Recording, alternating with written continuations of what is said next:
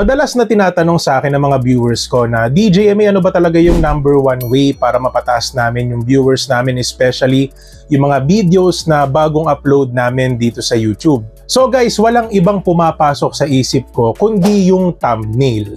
So dito sa vlog na to guys, pag-uusapan natin kung ano nga ba yung ibig sabihin ng thumbnail, ano ba yung mga good characteristics na dapat taglayin ng isang thumbnail dito sa YouTube para kahit papaano makatulong ito na mapataas yung views ng mga videos nyo dito sa YouTube. So wala nang paligoy-ligoy guys, simulan na natin to. Alam ko yung mga baguhan dito madalas nyong naririnig yung salita na thumbnail, pero alam ko din na yung iba sa inyo is hindi naman talaga alam yung tunay na gamit or ibig sabihin nito. So dito guys, no, pag sinabi kasi nating thumbnail, ito yung makikita nyo sa mga videos na binabrowse nyo dito sa YouTube. So bago nyo pa man i-click ang isang video, ito na yung parang pumupukaw ng atensyon nyo at ito yung nagiging isa sa deciding factor kung i-click nyo ba yung video or hindi. So para i-click nyo ang isang video, ano ba dapat ang taglayin ng isang thumbnail? So yung una guys, dapat makabuo talaga ng curiosity ang mga thumbnail sa utak natin kasi ito yung magiging deciding factor kung i-click ba natin yung video or hindi, katulad nung sinabi natin kanina. Pangalawa guys is dapat meron siyang vibrant elements mula doon sa kulay ng font, mula doon sa background na ginamit, doon sa mga images na ginamit kasi dito nabubuo yung parang curiosity ng isang viewer kung i-click niya ba talaga yung video na yon. Depende kung pasok ito doon sa topic na hinahanap niya dito sa YouTube. Pangatlo guys, dapat tugma talaga yung title niya doon sa nilalaman ng thumbnail. Alam naman natin guys na dito sa YouTube is uso ang clickbait. O kaya hindi naman natin maitatanggi na may pagkakataon na ako minsan sumosobra ako sa clickbait, minsan naman is talagang tugmang-tugma yung title natin sa thumbnail natin. But this is one way na kahit papano mahook yung mga viewers natin na panoodin yung videos natin, but make sure na dapat hindi nagkakalayo yung laman ng video doon sa title and of course yung connection nito doon sa thumbnail na ilalagay mo sa video para kahit papano yung tiwala ng viewers sa'yo ay hindi mawawala. Kasi guys, sobrang halaga po na dapat yung tiwala ng viewers natin ay consistent din ito para kahit papano tuloy-tuloy pa rin yung panonood nila sa mga videos natin mapaluma or bago. So yung pangapat guys, para sa akin dapat merong proper cutout yung mga images na ilalagay natin sa mga thumbnails simula doon sa sarili natin. Like for example, mapapansin nyo guys sa mga thumbnails ng videos ko is ginagawa natin yung best natin para ma-cut out yung aking image. Kasi guys, ang ginagawa ko bago ako gumawa ng thumbnail is kumukuha ko ng picture, sabihin natin mga 2 to 3 times at pumipili ako doon kung ano yung best cutout na pwede kong ilagay. Depende doon sa chosen background na napili ko na pwede kong gamitin sa mga thumbnails ko. Kasi guys, every detail like shadow, yung border na pwede natin gamitin sa ating thumbnails is napakalaking factor niya para kahit papano makadagdag tayo ng magandang element doon sa thumbnail na gagamitin natin. That's why dapat magkaroon tayo ng proper cutout para talaga namang mas tawag dito, ma-attract natin yung viewers natin na panoodin yung mga videos natin. At guys, mahalaga din siya para kahit papano makilala agad ng isang viewer kung sino ba talaga yung may-ari ng channel. Okay, kasi guys sa YouTube merong faceless channels, merong mga tutorials na gaya ko na nakikita nyo ako mismo. So, kumbaga yung mismong brand natin guys, na may maintain natin siya. So, meaning pag sinabing DJMA, wala nang iba kundi ako lang yung makikita nyo. So, yun yung ibig ko sabihin guys, na pag nagkaroon kayo ng proper cutout sa mga images na ilalagay nyo sa thumbnails nyo, is mas napapakilala nyo yung image nyo ng maayos sa mga magiging viewers nyo. Yung panglima guys, madalas hindi ito pinapansin ng mga bagong content creators dito sa YouTube. Pero alam nyo ba guys, yung paggamit ng tamang font or yung pagpili nyo ng magandang font na tugma sa inyong mga videos or thumbnails is isang factor siya para kahit papano is mahook agad yung viewers nyo na i-click yung mga videos nyo.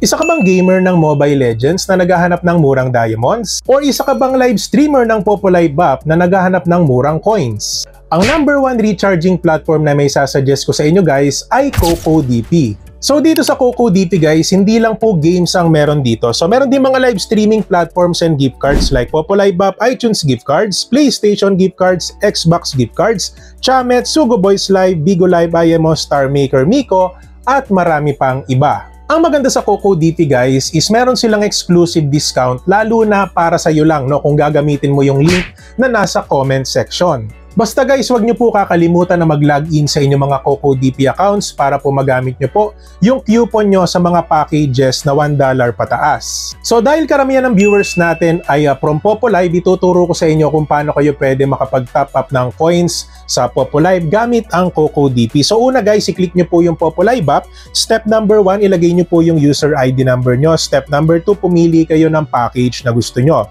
Step number 3 is yung payment method guys, and kung gusto nyo po magamit or makuha yung 2% discount ng CocoDP is wag nyong kalimutan na gamitin yung Cocoin payment method. Step number 4, ilagay nyo po yung email address nyo. At yung final step, click buy now. So guys, less than 30 seconds, makukuha nyo na po yung packages na binili nyo at pwede nyo din po itong i-check doon sa email na marireceive nyo. So ano pang hinihintay nyo guys? Visit CocoDP today for more info. Ang problema kasi dito guys sa YouTube nowadays, lalo na sa mga bagong content creators, is parang pinipilit nila na sobrang pagandahin yung mga font na ginagamit nila sa kanilang mga thumbnails, pero hindi nila alam na the more na simple yung font na gagamitin nyo or the more na mas madali siyang basahin, mas madali siyang nakaka-attract ng mga bagong viewers. Which is guys, pwede din natin na gawing example yung mga thumbnails natin. As you can see, no, kung babasahin nyo po yung mga wordings na ginagamit natin sa thumbnail natin, hindi siya ganun kahaba. Okay? So, maiksi lang yung caption na nilalagay natin. And at the same time, guys, yung font na ginagamit natin ay simple lang. Okay? So, hindi siya masyadong stylistic, hindi masyadong makulay. So, mapapansin nyo yung ginagamit ko lang na kulay sa mga wordings or sa font na ginagamit natin is dilaw at puti. At ginagamitan lang natin siya ng black shadow para po lumutang yung salita at mabasa mabuti ng mga viewers natin.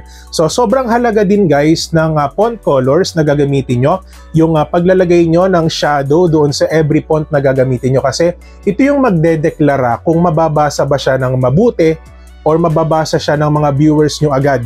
Kasi may mga thumbnails na ang dami nilang nilalagay, ang dami mga content creators na ang daming nilalagay na words dun sa thumbnail. So ang tendency hindi na nababasa kung about saan ba talaga yung video nila. Or hindi agad dito nakaka-create ng curiosity dun sa mga viewers kasi wala na silang time para basahin kung ano yung nasa thumbnail mo. So the more na mas maiksi yung caption, the more na mas maiksi yung words dun sa thumbnail, mas malaki yung chance na mapansin agad nila yung content mo at ito yung maging reason para i-click nila yung mga videos nyo. So I think guys, yun lang naman yung pinakang last na pwede nating i-discuss for today, pero depende po yan kasi sa niche na meron tayo.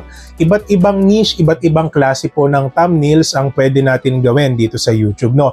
Hindi naman porke ginawa kong example yung akin is yun na po yung gagayahin nyo. So depende pa rin po yan doon sa diskarte na gagawin nyo dito sa YouTube, kung ano ba yung diskarte nyo, paano kayo pwede mag-edit ng sarili nyong thumbnails. Kasi guys, sa pag-i-edit, unlimited po yung ideas na pwedeng pumasok sa inyo. So, ibig ko sabihin dito guys is wag kayo mag-stick sa isang way paano kayo mag-edit ng thumbnail. So, try to experiment iba't ibang ways, no?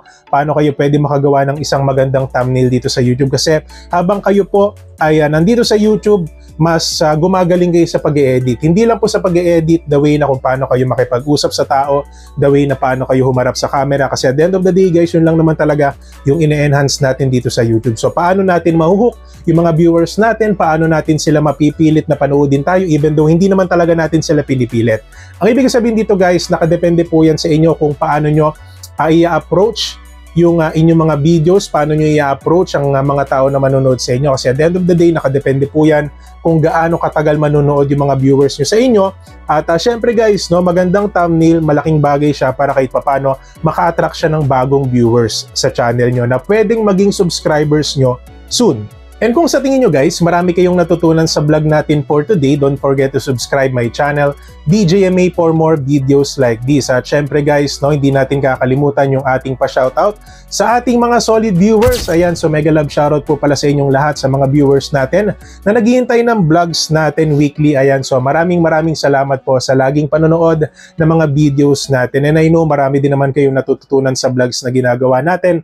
At syempre guys, hindi rin po natin kakalimutan yung ating malupit malulupitang shoutout sa ating mga exclusive members na nagpa-member last month and this month. Ayan, so maraming salamat po sa inyong lahat. At bilang perks guys, pineplex po natin sila every end of the video para po mas makilala po sila ng ating mga viewers. At hindi lang po yan guys, meron po silang tinatawag na monthly community post na pinopost po natin lahat ng mga members natin sa ating community para po mas ma-introduce natin sila sa ating mga viewers dito sa ating channel. At guys, mura lang po pala yung pa-member sa atin. So $1 per month lang po yan. And guys, kung nabitin po pala kayo sa vlog natin for today, so pwede nyo naman panoodin yung vlog natin na ito na for sure makakatulong sa inyo.